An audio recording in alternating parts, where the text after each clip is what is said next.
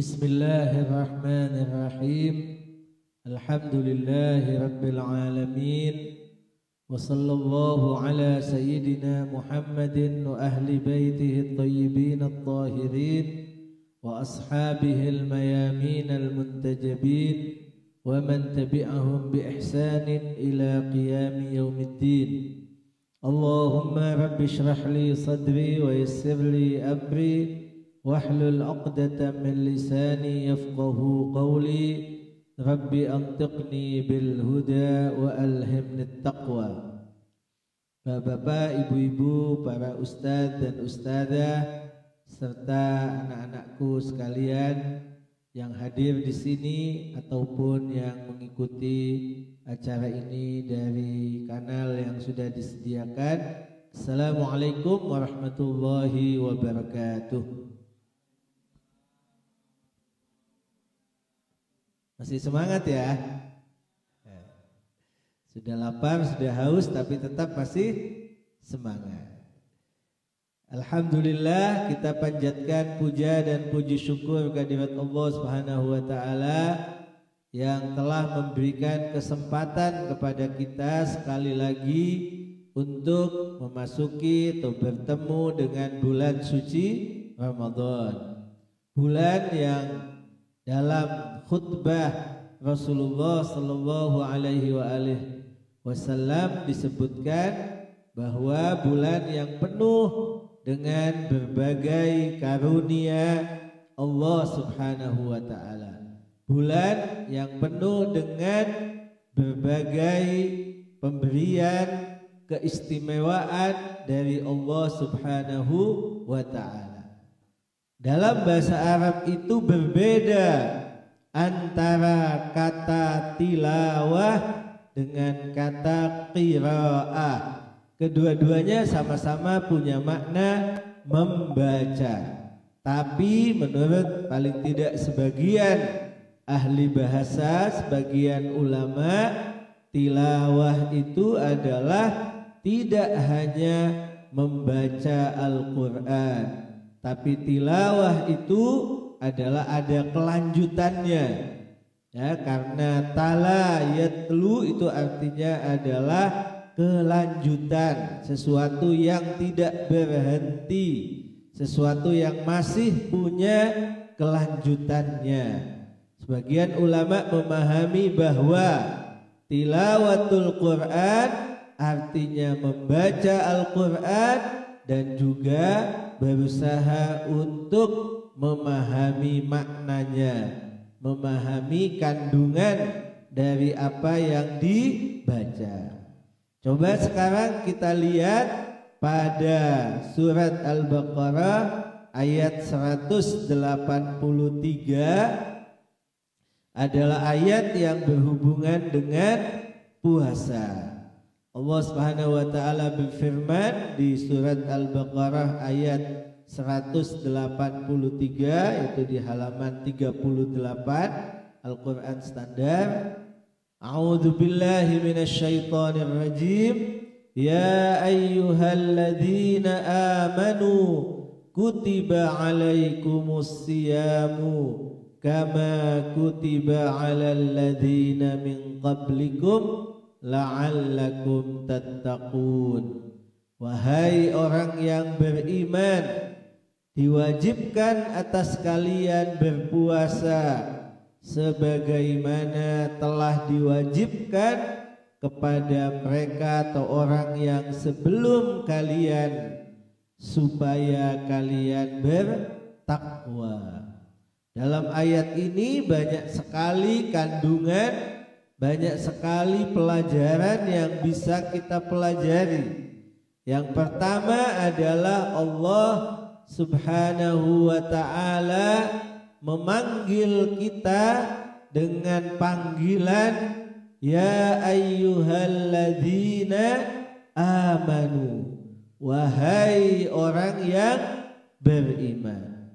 Banyak penafsiran tentang mengapa Allah memanggil kita dengan ungkapan wahai orang-orang yang beriman. Di antara tafsiran itu adalah bahwa Allah ingin memuliakan kita, ingin memanggil kita dengan panggilan mulia. Seorang ayah ketika akan menyuruh anaknya misalnya, atau seorang ibu ketika ingin menyuruh anaknya untuk melakukan sesuatu, apalagi sesuatu itu sesuatu yang berat sekali dilakukan oleh anaknya, biasanya orang tua, ayah atau ibu akan memanggil anaknya dengan panggilan sayang, ya. Anakku sayang, si cantik misalnya, yang ganteng gitu ya. Baru kemudian disuruh dengan sebuah pekerjaan. Begitu juga Allah Subhanahu wa taala dalam ayat ini, seperti dalam hadis yang diriwayatkan oleh Al-Imam Ja'far As-Shadiq, beliau mengatakan bahwa Allah di sini memanggil hambanya dengan panggilan mulia. Ya, dengan panggilan mulia, yaitu wahai orang yang beriman. Karena di antara manusia yang beriman itulah yang paling mulia di antara mereka atau manusia yang ada di muka bumi. Maka Allah memanggilnya juga dengan panggilan mulia. Wahai orang yang beriman, diwajibkan atas kalian berpuasa. Supaya apa dipanggil dengan panggilan mulia? Supaya dalam dirinya tertanam bahwa dia dicintai oleh Allah, dia dimuliakan oleh Allah, dan untuk selanjutnya tidak susah untuk melaksanakan sebuah perintah. Yang kedua, dalam ayat ini Allah menyebutkan dengan kata kutiba.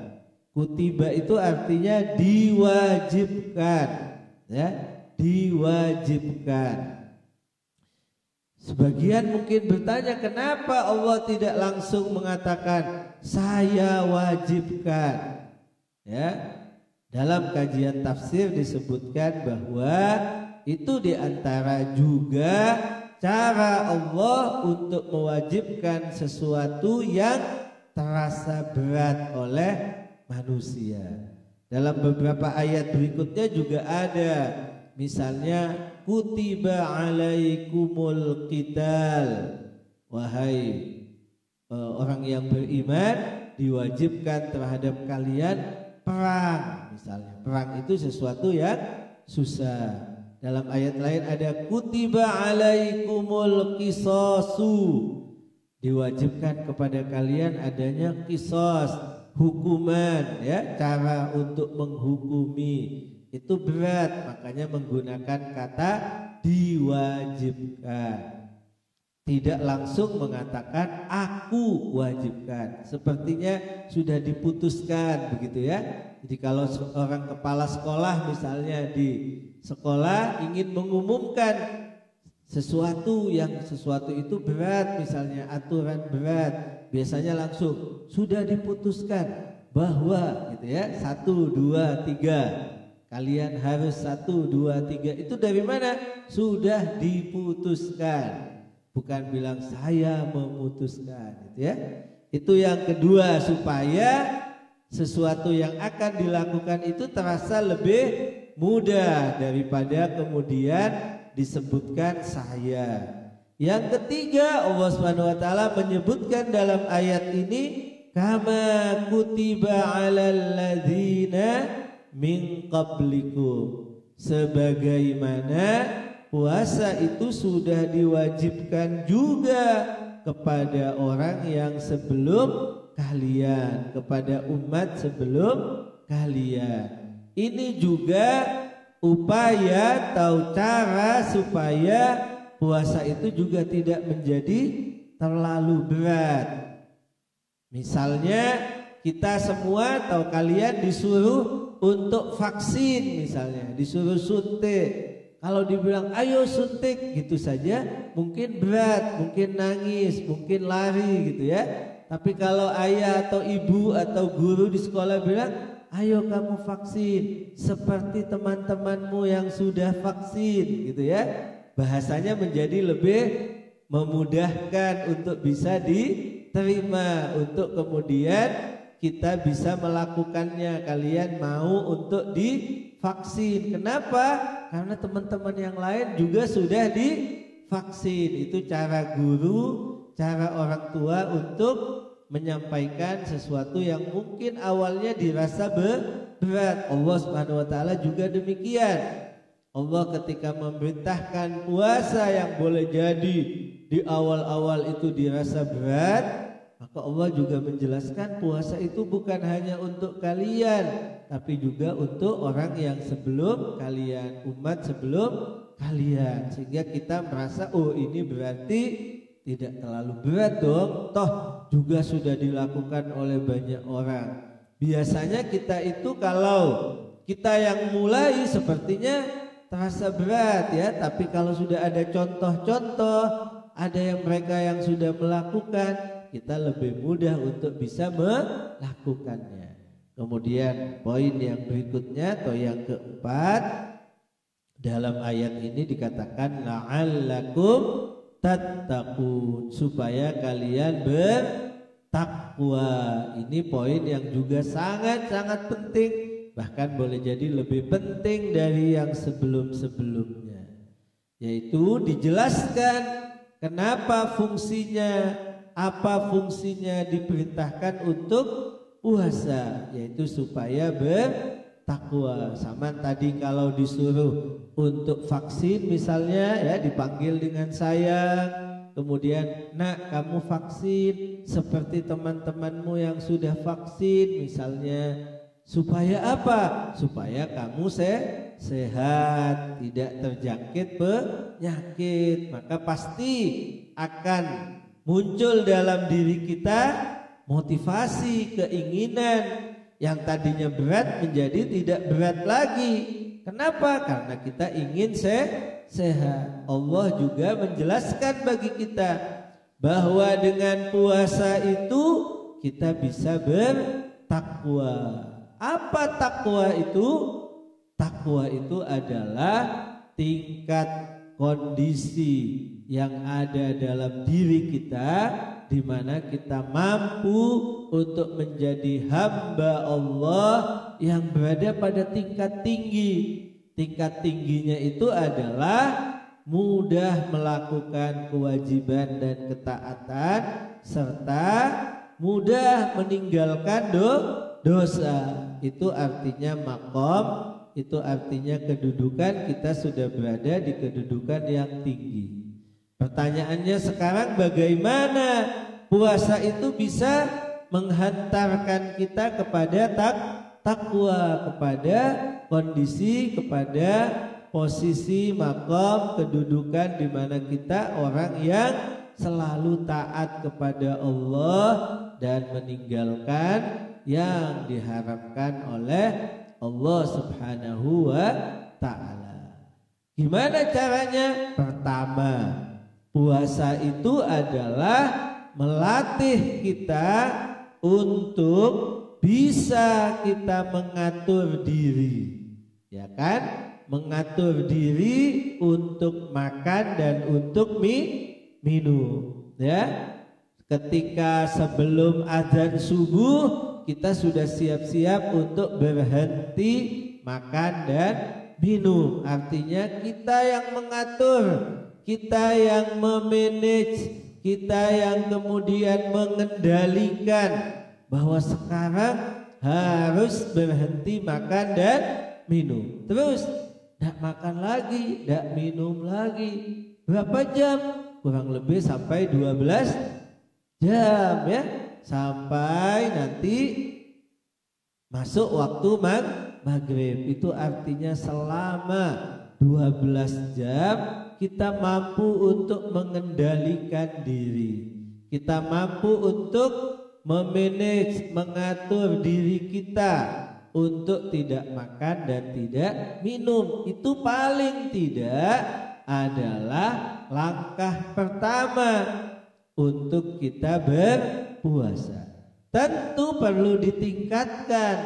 Artinya tidak hanya kita mampu mengendalikan diri untuk tidak makan dan tidak minum, tapi juga untuk hal-hal lain, yaitu selain mulut. Apa selain mulut? Ada telinga misalnya. Kita jaga telinga kita, kita kendalikan telinga kita untuk tidak mendengarkan hal-hal yang tidak manfaat, hal-hal yang haram, ya, hal-hal yang dilarang oleh Allah Subhanahu wa ta'ala. Misalnya tidak mendengarkan gosip, ya, tidak mendengarkan orang lain yang sedang gosip atau riba, membicarakan kejelekan orang lain, ya, tidak mendengarkan musik-musik atau lagu yang haram misalnya, ya, tidak mendengarkan apa hal-hal yang bohong, ya, fitnah, ya, itu semua kita bisa jaga telinga kita, dan itu bagian daripada latihan kita di saat kita berpuasa.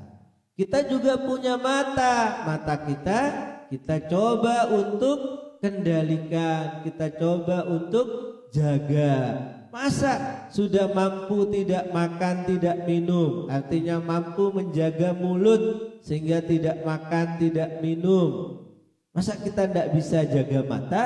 Bisa dong, ya, latihan tidak makan, tidak minum itu juga bisa kita lanjutkan untuk menjaga mata supaya tidak melihat yang diharamkan oleh Allah Subhanahu wa ta'ala, tidak melihat film-film yang tidak layak misalnya, ya, tidak melihat apa gambar-gambar yang tidak layak yang diharamkan oleh Allah. Itu telinga, itu mata, hidung, lidah, ya, tidak berbicara hal-hal yang kotor, tidak berbicara yang bohong, tidak berbicara yang kemudian kita gosip, menceritakan kejelekan orang, dan banyak hal lagi.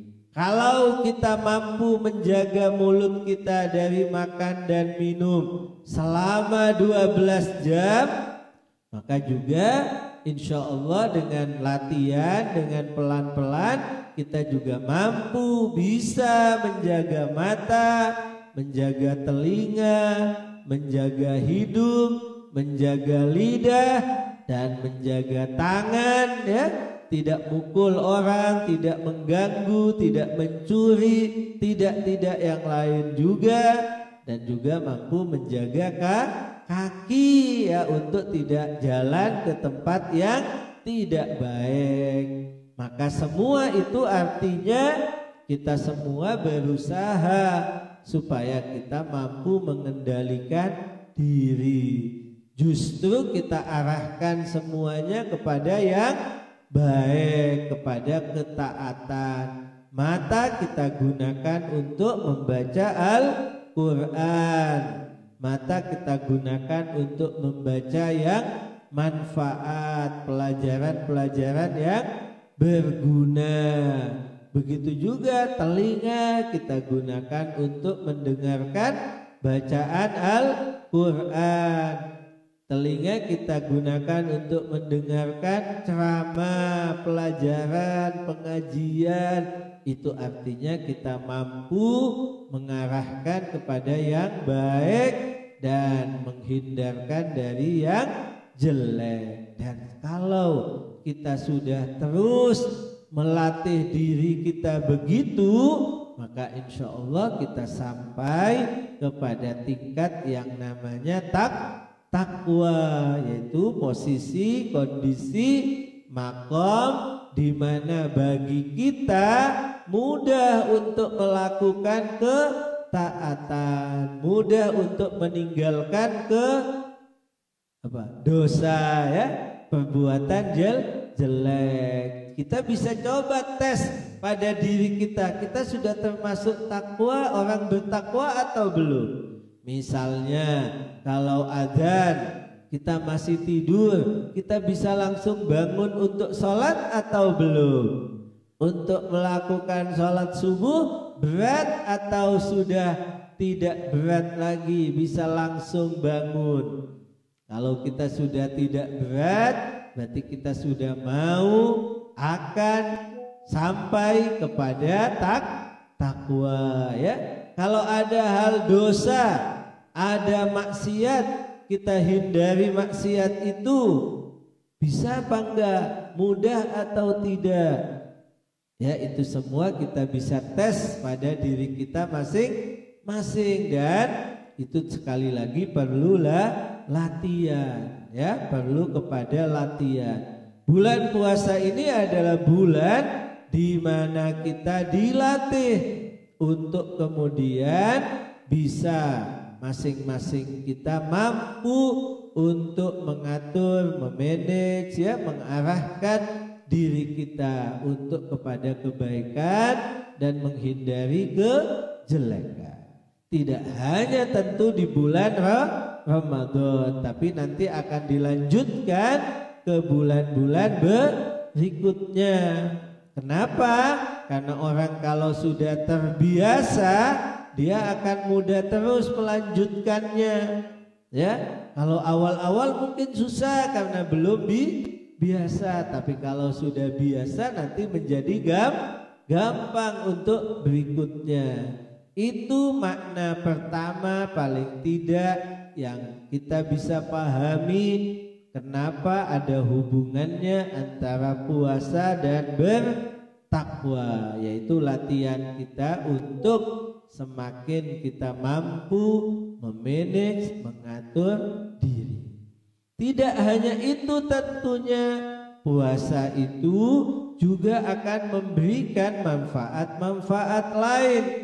Kalau orang sudah mampu untuk mengendalikan dirinya, ya, maka tentu dia akan menjadi orang yang sukses dalam hidupnya, ya, jauh daripada kegagalan, jauh daripada sia-sia. Coba lihat, kalau kita misalnya berbicara waktu, ya, waktu itu kan terus berjalan.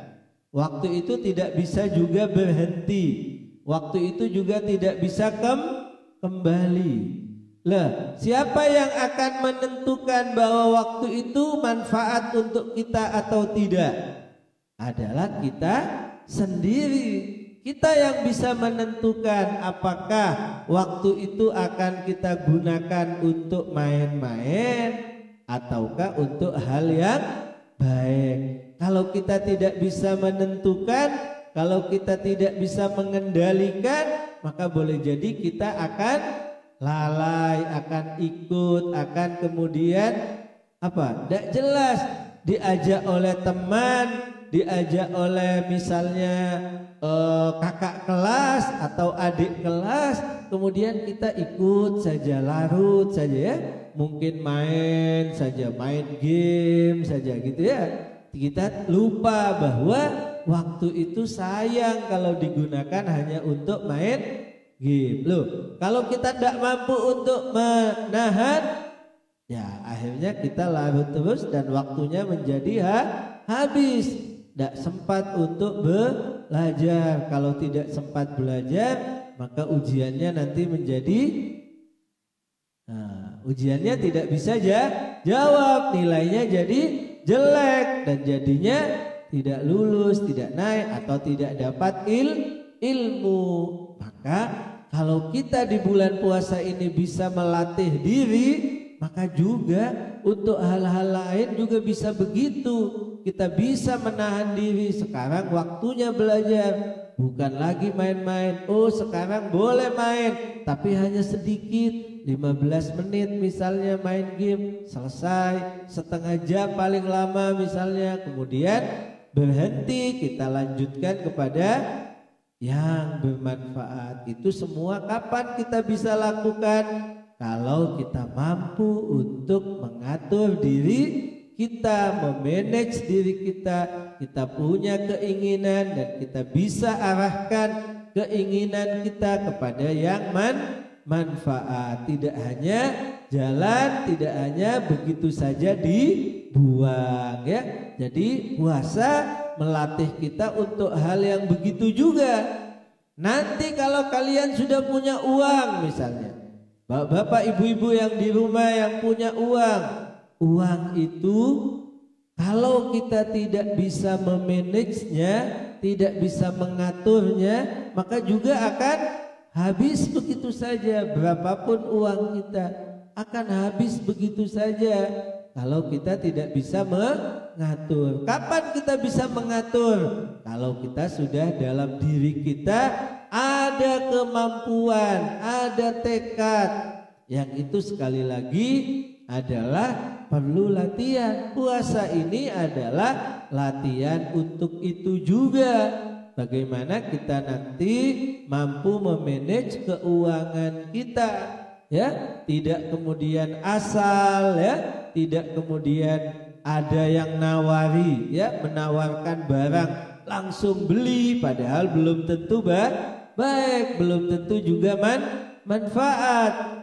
Hanya karena korban apa? Korban iklan, ya. Banyak yang jadi korban iklan, ditawari langsung beli. Kalau sudah banyak beli akhirnya uangnya habis. Kalau uangnya habis nanti pinjemnya ke pinjaman apa? Pinjaman online yang juga justru akan menjerat diri kita, ya. Semakin lama semakin sulit. Terus ada yang nawari juga untuk main judi, misalnya judi online, akhirnya ikut juga. Semua itu terjadi kenapa? Karena kita tidak mampu untuk menahan diri, tidak mampu untuk memanage diri kita, mengatur diri kita. Kapan kita harus mengatakan ya ikut, atau kapan kita harus mengatakan tidak. Kita ada waktunya harus mengatakan ya, dan ada waktunya harus mengatakan tidak. Dan itu perlu kepada latihan. Latihannya adalah dengan puasa, dengan makan, minum pada waktu tertentu, dan tidak makan dan tidak minum pada waktu tertentu. Begitu juga tadi yang hal-hal diharamkan ataupun hal-hal ketaatan. Jadi sekali lagi puasa ini adalah sangat-sangat bermanfaat, baik untuk kesehatan kita ataupun untuk hal-hal lain. Ya, dalam hadis Nabi bersabda, sumu tasihhu, berpuasalah kalian akan sehat. Bagaimana tidak sehat? Makannya diatur, pastilah akan sehat. Kapan kita tidak sehat? Kapan kita sakit?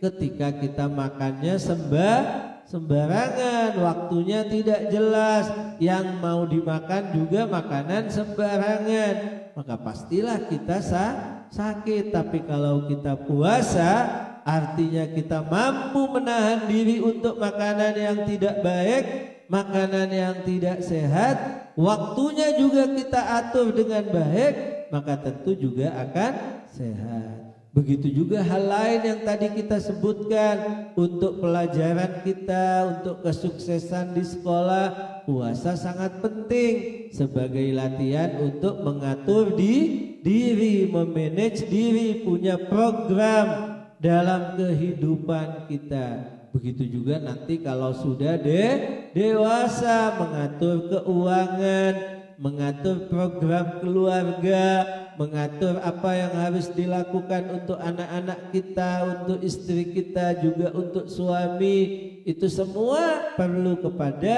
bagaimana kita punya kemampuan untuk bisa melatih. Dan itu artinya manusia meningkat. Dari awalnya tidak mampu, dari awalnya hanya ikut, dari awalnya hanya manut, ya ikut saja, seperti binatang. Misalnya kambing kan tidak punya keinginan dan kehendak serta tekad. Kambing itu hanya ditarik oleh kita, mau kemana kita, dia ikut saja. Mau dikasih makanan apa, dia mau, gitu kan. itu artinya hanya ikut saja. Kita kalau berada pada posisi rendah sama seperti binatang, tidak mampu untuk memilih. Tapi dengan puasa, karena kita sudah mampu untuk mengatur diri kita, maka kita mampu untuk memilih.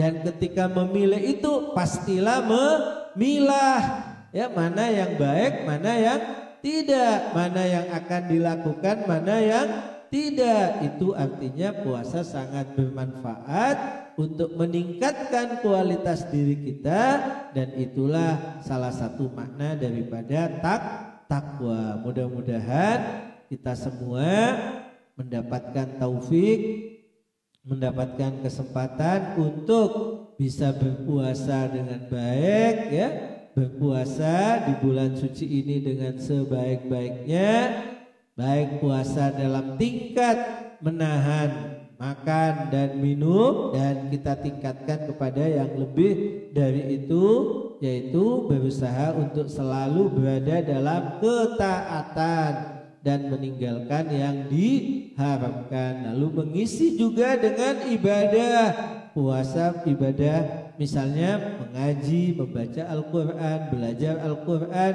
dan sholat sunnah selain sholat wajib. Dan mudah-mudahan kita diampuni dosa kita semua yang kita lakukan sebelum bulan suci Ramadan, sehingga di bulan ini kita menjadi bersih, dan setelah Ramadan juga diri kita lebih bersih, bahkan bersih seperti kita baru dilahirkan oleh ibu kita. Disitulah kita layak untuk berhari raya Idul Fitri, artinya kembali kepada kesucian. Tidak bisa kembali kepada kesucian kalau puasanya tidak benar, kalau di sebulan Ramadan ini kita belum memperbaiki diri, masih maksiat, masih dosa, masih meninggalkan kewajiban, maka tidak bisa Idul Fitri seharusnya, ya, tidak sebenarnya Idul Fitri. Maka marilah kita, mumpung masih di awal-awal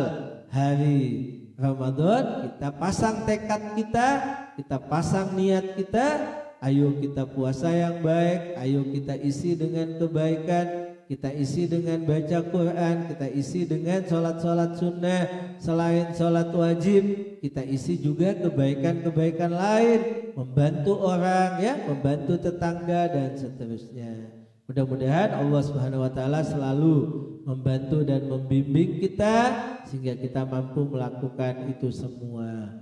Wabillahi taufiq wal hidayah. Wassalamualaikum warahmatullahi wabarakatuh.